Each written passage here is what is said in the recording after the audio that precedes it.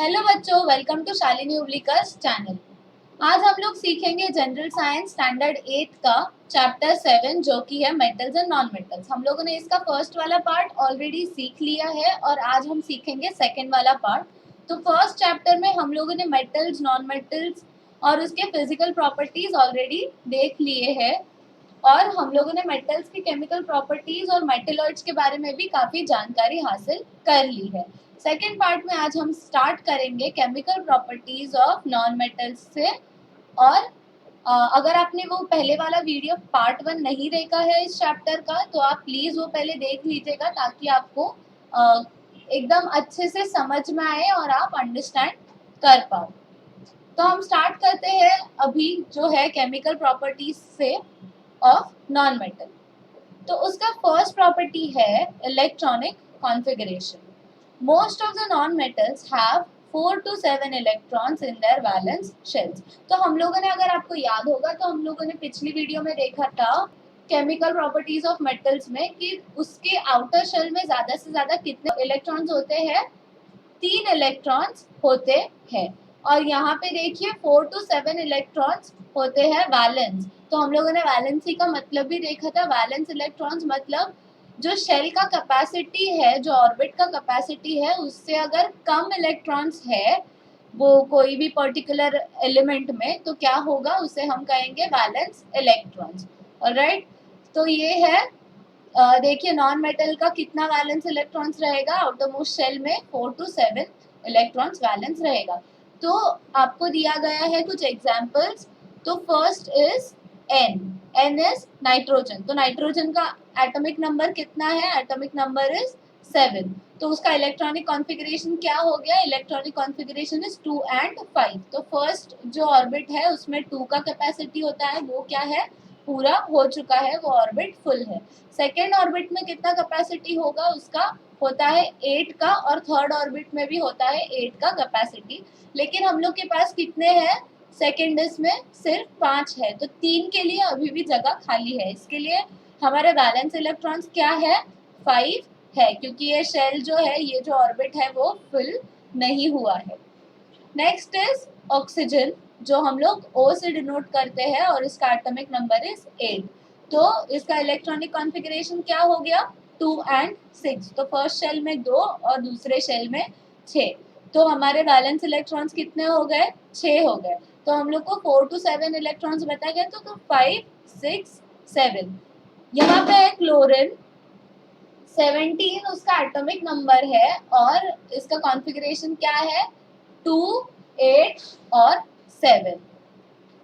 I hope आपको समझ में आ गया होगा। बहुत ही इजी है, अगर आप एक बार अच्छे से समझ लो। अगर नहीं समझ रहा है तो प्लीज़ वीडियो को रिवाइंड करके ज़रूर देखिएगा।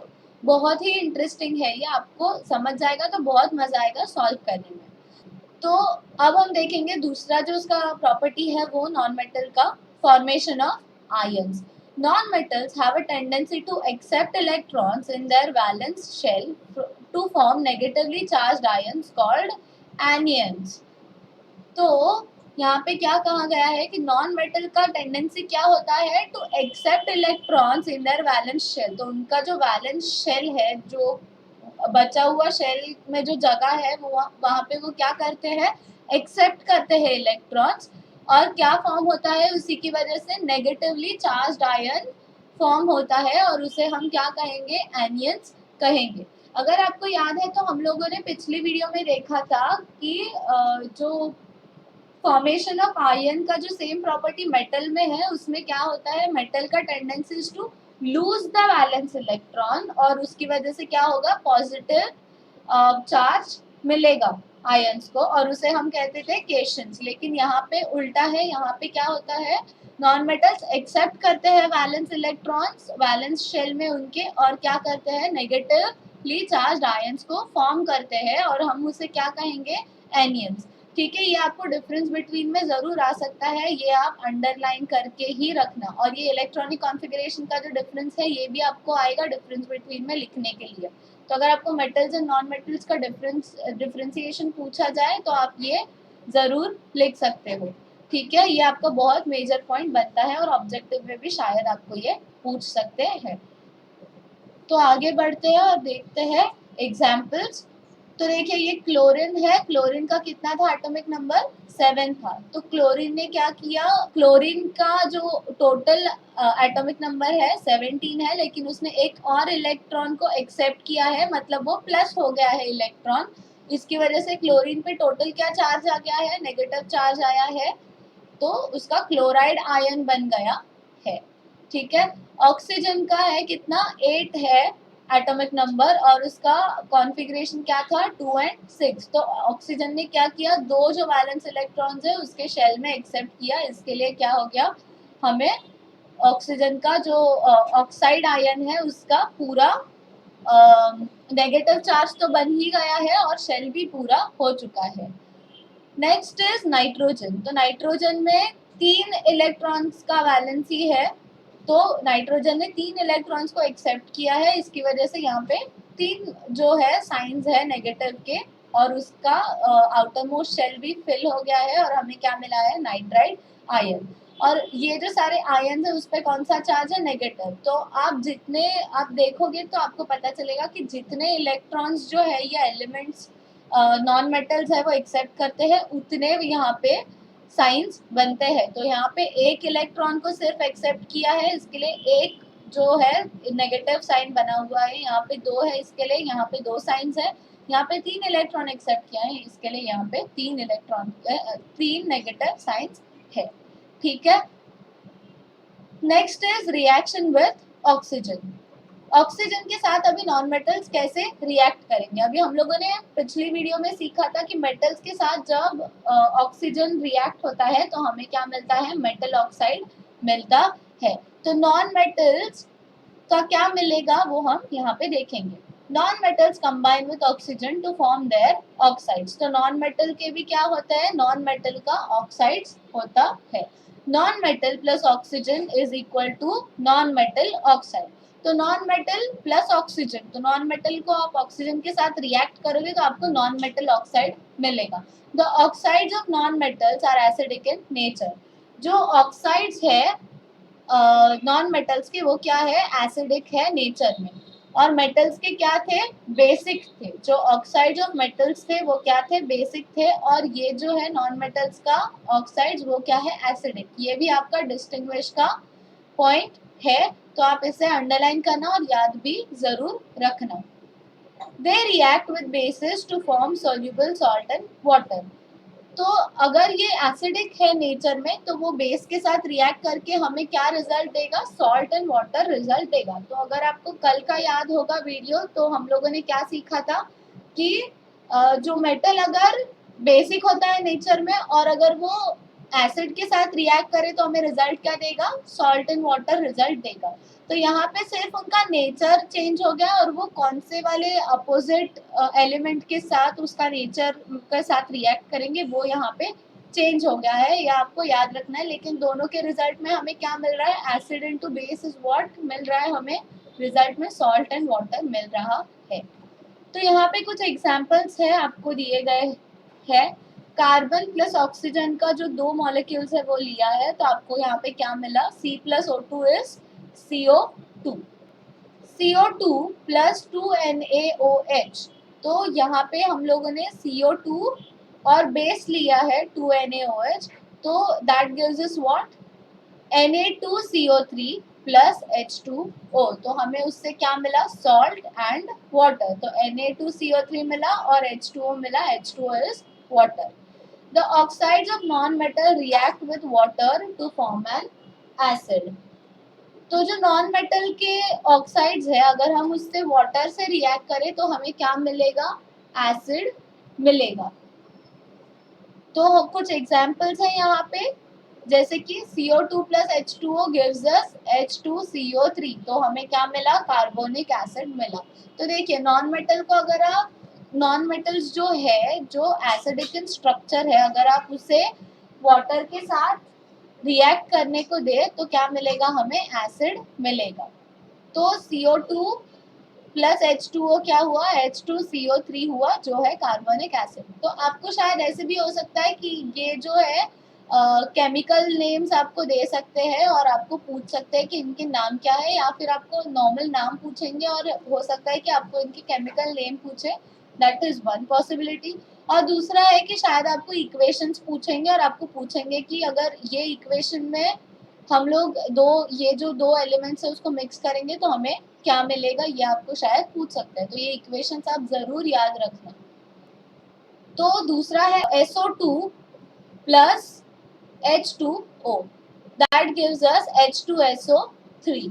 तो देखिए यहाँ पे क्या हुआ, O का 3 मॉलिक्यूल्स था तो O3 हो गया, S का एक ही था और H का कितना था, 2 था, तो H2SO3 मिला हमें, that is sulphurous acid.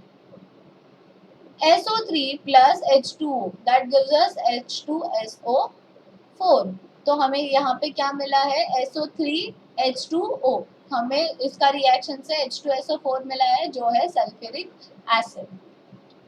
Next is non metals do not react with dilute acids.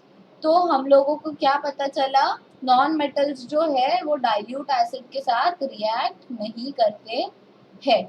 तो हम लोगों ने कल देखा था कि मेटल्स को अगर डाइल्यूट एसिड के साथ हम लोग रिएक्ट करेंगे तो क्या मिलेगा, सॉल्ट प्लस हाइड्रोजन गैस मिलेगा, लेकिन नॉन मेटल्स का ऐसा नहीं है। Non metals acids dilute acids के साथ रिएक्ट ही नहीं करते। Next is uses of metals and non metals. तो हम लोग अभी इतने मेटल्स और नॉन मेटल्स के बारे में तो जानकारी ले ली है, अब उसका यूजेस क्या है ये हम थोड़ा देख लेते हैं। Prepare a list of the uses of metals and non-metals in our everyday life। तो ये आप ऑब्वियसली खुद भी कर सकते हो कि मेटल्स का 2 एग्जाम्पल आपको लिखना है, नॉन मेटल्स का 2 एग्जाम्पल लिखना है और क्या करना है आपको, उसका यूजेस लिखना है। तो अगर आप मेटल का एग्जाम्पल लोगे तो हो सकता है कि आप एल्यूमिनियम ले लीजिए या फिर गोल्ड ले लीजिए। तो गोल्ड से हम लोग क्या करते हैं, तो गोल्ड का यूज कहाँ पे होता है, ज्वेलरी बनाने में। एल्यूमिनियम के बर्तन बनते हैं, राइट। आयरन के क्या बनते हैं, वेपन्स बनते हैं, मशीन्स बना सकते हैं, राइट। ये हो गया मेटल का। नॉन मेटल में आपको बहुत इजी चीजें हैं, जो कि है चौक है। तो चौक का यूज क्यों होता है, राइटिंग के लिए होता है। फिर काफ़ी चीज़ है जैसे प्लास्टिक्स है, और हम लोग रोज़मर्रा की ज़िंदगी में वो काफ़ी यूज़ करते हैं। वुड है जो नॉन मेटल, तो हम लोग को फर्नीचर बनाने के लिए वो यूज़ आता है। आप लोग के घर में फर्नीचर वुड का होता है ना, तो वुड आप लिख सकते हो। तो आपको अगर कुछ और एग्जाम्पल्स ऐड करने हैं तो आप ऐड कर लीजिएगा। Can you recall, while studying chemical properties of metals, it is found that gold or silver do not react readily। तो हम लोगों ने क्या देखा कि जब हम लोग केमिकल प्रॉपर्टीज ऑफ मेटल्स पढ़ रहे थे तो क्या देखा कि गोल्ड एंड सिल्वर क्या होता है, डू नॉट रिएक्ट रेडिली, वो एकदम से तुरंत रिएक्ट नहीं करता है। Next is Nobel metal. Some metals like gold, silver, platinum, palladium and rhodium are noble metals। तो जो कुछ metals है जैसे gold, silver, platinum, palladium and rhodium are noble metals, तो वो क्या है, बहुत ही यू कैन से वो बहुत एक्सपेंसिव है और कम पाए जाते हैं काफ़ी, और उनका क्वांटिटी बहुत कम अवेलेबल रहता है, इसके लिए उन्हें शायद नोबल मेटल कहा जाता है। और उनका जो प्रॉपर्टीज़ है वो बाकी के जो आम मेटल्स हैं उनसे काफ़ी अलग है, इसके लिए उन्हें नोबल मेटल्स कहा जाता है। They occur in nature in the elemental state. तो वो जो नेचर में कैसे पाए जाते हैं, एलिमेंट के स्टेट में पाए जाते हैं। Gold which is 100% pure is called 24 carat gold. तो जो गोल्ड जो है वो जो 100% प्योर होता है उसे क्या कहते हैं, 24 कैरेट गोल्ड कहते हैं। Pure gold is soft. As a result the ornaments made from pure gold bend और ब्रेक ड्यू टू प्रेशर। तो जो प्योर गोल्ड होता है, 100% गोल्ड, 24 कैरेट गोल्ड, वो क्या होता है, बहुत ही सॉफ्ट होता है। और उसकी वजह से ही क्या होता है, जो प्योर गोल्ड के अगर ऑर्नामेंट्स बने हैं, ज्वेलरी बनी है, तो क्या होती है, बेंड हो जाती है या टूट जाती है प्रेशर की वजह से। Therefore, goldsmiths mix it with certain proportion of copper और सिल्वर। इसके लिए जो गोल्डस्मिथ होते हैं, जो सोनार होते हैं, वो क्या करते हैं, उसमें कुछ प्रपोर्शन में कॉपर या सिल्वर मिक्स करते हैं गोल्ड में, प्योर गोल्ड में, ठीक है, ताकि क्या हो, उसे थोड़ा जो है हार्डनेस आए और वो इजीली बेंड ना हो और ना टूटे। Ornaments are made from 24 carat gold or gold with still smaller carat value. तो जो ऑर्नामेंट्स बनाए जाते हैं वो 22 कैरेट गोल्ड से बनते हैं या फिर उससे थोड़ा कम कैरेट वैल्यू का गोल्ड से भी बनते हैं। लेकिन अगर आप 24 कैरेट का गोल्ड से ऑर्नामेंट बनाओगे तो क्या होगा, वो आसानी से बेंड हो जाएगा या टूट जाएगा क्योंकि वो बहुत ही सॉफ्ट होता है। यूजेस ऑफ नोबल मेटल्स, तो देखिए यूजेस क्या है नोबल मेटल्स के, ये हमें यहाँ पे बताया गया है। Gold, silver and platinum are used to prepare ornaments, तो जो ज्वेलरीज वगैरह बनती है गोल्ड, सिल्वर और प्लैटिनम से बनती है। Silver used in medicine, silver used in medicine, तो सिल्वर में क्या है, एंटीबैक्टीरियल प्रॉपर्टी है, इसके लिए सिल्वर को मेडिसिन में भी यूज किया जाता है। ये आप याद रखिएगा, अगर आपको यूजेस ऑफ सिल्वर आया तो आपको ये लिखना होगा।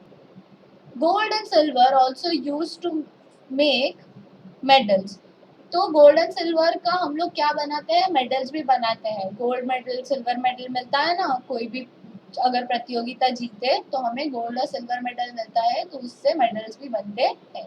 Gold and silver also use to make few electronic devices, तो गोल्ड एंड सिल्वर में क्या होता है, इलेक्ट्रॉनिक डिवाइसेस में भी यूज उसका होता है। Platinum, palladium metals are used as catalyst, तो प्लैटिनम और जो पैलेडियम ये मेटल्स जो है उसे क्या करके यूज करते हैं, कैटलिस्ट। तो कैटलिस्ट क्या होता है, कैटलिस्ट वो एलिमेंट है जिसकी वजह से रिएक्शन जो है मेटल्स या केमिकल्स का रिएक्शन बहुत फास्टर होता है। तो जो रिएक्शन प्रोसेस को जो स्पीड अप करता है उसे हम क्या कहेंगे, उस एलिमेंट को कहेंगे कैटलिस्ट। तो ये भूलना मत, आपको प्लैटिनम और पैलेडियम ये जरूर ऑब्जेक्टिव में आपको पूछेंगे, और ये जो सिल्वर यूज्ड इन मेडिसिन है, एंटीबैक्टीरियल प्रॉपर्टी, ये भी आपको ऑब्जेक्टिव में पूछेंगे ही पूछेंगे, इसे आप मार्क करके ही रखना। Next is purity of gold. When we ask rate of gold in gold shop, it always differ, तो जब हम सोने का भाव पूछते हैं गोल्ड शॉप में तो क्या हमेशा अलग होता है, व्हाई इज इट, और ऐसा क्यों होता है। Gold is a Nobel metal in nature, it occurs in element form, तो क्यों होता है, क्योंकि gold is a Nobel metal, वो क्या है, नोबल मेटल है, वो जो है बाकी के मेटल्स से काफी अलग है, और नेचुरल उसका ऑकरेंस कैसा है, जो हम लोग उसका अगर प्योर फॉर्म देखें तो वो एलिमेंट फॉर्म में अपीयर होता है। 100% प्योर गोल्ड इज 24 कैरेट, जैसे हम लोगों ने ऊपर देखा, pure gold is soft, therefore gold ornaments prepared by pure gold may break or bend due to pressure, hence goldsmith adds specific amount of copper and silver in pure gold to prepare ornaments। 24 carat gold is use, तो यही same चीज हम लोगों ने ऊपर भी सीखी है कि गोल्ड क्या है, नोबल मेटल है और वो एलिमेंट फॉर्म में अवेलेबल होता है। 24 कैरेट गोल्ड जो होता है वो 100% प्योर गोल्ड होता है जो काफी सॉफ्ट होता है, इसकी वजह से हम लोग प्योर गोल्ड के ऑर्नामेंट्स नहीं बनाते क्योंकि वो सॉफ्ट होता है और जल्दी से आसानी से बेंड या ब्रेक हो सकता है, टूट सकता है। इसके लिए गोल्डस्मिथ जो है, सोनार जो है, वो क्या करते हैं, कुछ अमाउंट ऑफ कॉपर और सिल्वर प्योर गोल्ड में मिक्स करके जो है ज्वेलरी बनाते हैं। एंड जो ऑर्नामेंट्स बनते हैं वो किससे बनते हैं, 22 कैरेट गोल्ड उसमें यूज होता है। तो यहाँ पे आपको कैरेट दिए गए हैं और उसमें जो गोल्ड है उसका परसेंटेज दिया गया है। तो अगर 24 कैरेट गोल्ड अगर है तो क्या है, 100% गोल्ड है। अगर 22 कैरेट गोल्ड है तो क्या है, 91.66% गोल्ड है। 18 कैरेट के लिए 75% गोल्ड है। 14 कैरेट के लिए 58.33% गोल्ड है। 12 कैरेट के लिए 50% गोल्ड है। 10 कैरेट के लिए 41.66% गोल्ड है। ठीक है, तो अभी आप कभी गोल्ड स्मिथ के शॉप पे जाओगे तो आपको अगर कैरेट देखोगे तो आपको उसमें कितना गोल्ड का परसेंटेज है एक्चुअल में और कितना मिक्स किया गया है दूसरा, वो आपको पता चलेगा। Next is corrosion. Gases in the air react with metals in presence of moisture to form metal compounds. तो जो एयर में गैसेस होते हैं तो अगर मॉइस्चर के प्रेजेंस में वो मेटल्स के साथ रिएक्ट करते हैं तो क्या बनता है, मेटल का कंपाउंड बनता है. The metals get affected by this process and undergo what is called corrosion. तो मेटल्स क्या होते हैं ये प्रोसेस की वजह से, क्योंकि अगर मॉइस्चर होगा तो एयर में जो गैसेस है वो मेटल से रिएक्ट करके मेटल कंपाउंड बनाएंगे. ये जो प्रोसेस है उससे क्या होता है, मेटल को अफेक्ट होता है और क्या होता है, उसको करोजन होता है. करोजन होना मतलब, करोजन का हिंदी ट्रांसलेशन क्या है, जंग लगना. रस्ट होता है ना कोई भी चीज, हम लोग बोलते हैं आयरन में जंग लग गया है, लोखंड में, वैसे करोजन क्या होता है, जंग लगना. ठीक है. Do you know there is a Statue of Liberty in the sea near New York City in America? तो आपको पता है क्या कि स्टैचू ऑफ लिबर्टी का एक स्टैचू ऑफ लिबर्टी नाम का स्टैचू है न्यूयॉर्क सिटी में, सी के अंदर, अमेरिका में. ठीक है. The original surface of the statues was made of copper. तो उसका जो ओरिजिनल सरफेस था वो किससे बना था, कॉपर से बना था. But now it looks green. लेकिन अभी वो कैसे दिखाई देता है, ग्रीन दिखाई देता है. आपको दिख रहा होगा ये ग्रीन दिख रहा है. ओरिजिनल क्या था, कॉपर था. कॉपर मतलब तांबा. तो तांबा कैसा होता है, हल्का सा थोड़ा रेडिश ब्राउनिश जो होता है. आपने अगर देखा होगा तो जो पूजा के लिए जो सामग्री होती है वो क्या होती है, कॉपर की होती है, तांबे की सामग्री होती है. तो थोड़ा सा हल्का रेडिश टाइप होता है मेटल. तो अभी ये क्या दिख रहा है, स्टैचू ऑफ लिबर्टी का जो पुतला है वो हमें ग्रीन दिखाई देता है. It is because green coloured copper carbonate has been formed by the reaction of the copper with the carbon dioxide and moisture in the air. तो ये क्यों हुआ, क्योंकि ग्रीन कलर का उस पे लेयर तैयार हो गया है जो कॉपर कार्बोनेट है. और वो क्यों हुआ, क्योंकि जो reaction of copper with the carbon dioxide and moisture in the air. तो कार्बन डाइऑक्साइड जो है एयर में का और मॉइस्चर जो है उसकी वजह से जो कॉपर का जो पुतला बना था उसका रिएक्शन हुआ, उसकी वजह से उस पर ग्रीन परत चढ़ गई जिसे हम कहते हैं copper carbonate. This is an example of corrosion. तो उसे क्या कहेंगे हम लोग, ये क्या हो गया, ये पुतले का करोजन हो गया. Make a list and discuss. Prepare a list of examples of corrosion in your everyday life. तो अगर आपने रोजमर्रा की जिंदगी में देखा होगा, आपके घर पे अगर कॉपर या ब्रास के बर्तन होंगे या चांदी के बर्तन होंगे तो उस पे क्या हो जाता है, एक परत चढ़ जाता है. और reddish colour deposit is formed on iron by reaction with oxygen gas. तो मैंने आपको अभी जैसे बताया कि आयरन पे क्या हुआ होता है, रेडिश कलर का एक डिपॉजिट फॉर्म हो जाता है, मतलब एक परत चढ़ जाता है जब वो ऑक्सीजन गैस से रिएक्ट करता है तब. A greenish colour deposit is formed on copper by reaction with carbon dioxide gas. तो कार्बन डाइऑक्साइड गैस से रिएक्ट करने के बाद कॉपर पे क्या होता है, एक ग्रीनिश परत चढ़ जाता है. A blackish colour deposit is formed on silver by reaction with hydrogen sulphide gas. तो हाइड्रोजन सल्फाइड गैस के साथ जो एयर में होता है उस पे रिएक्ट करके क्या होता है, सिल्वर पे एक ब्लैकिश सा परत चढ़ जाता है. To prevent corrosion of metals, layers of oil, grease, varnish and paint are applied on them.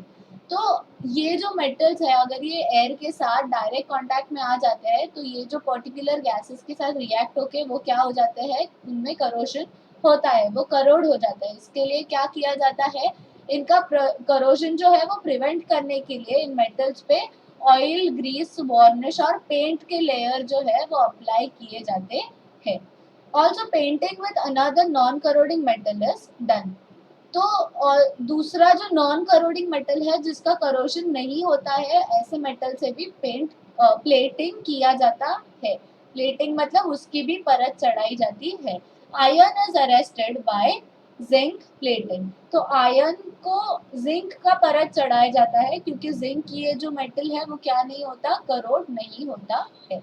Due to this process, the contact of metal surface with air is lost and corrosion cannot occur as the chemical reaction cannot occur.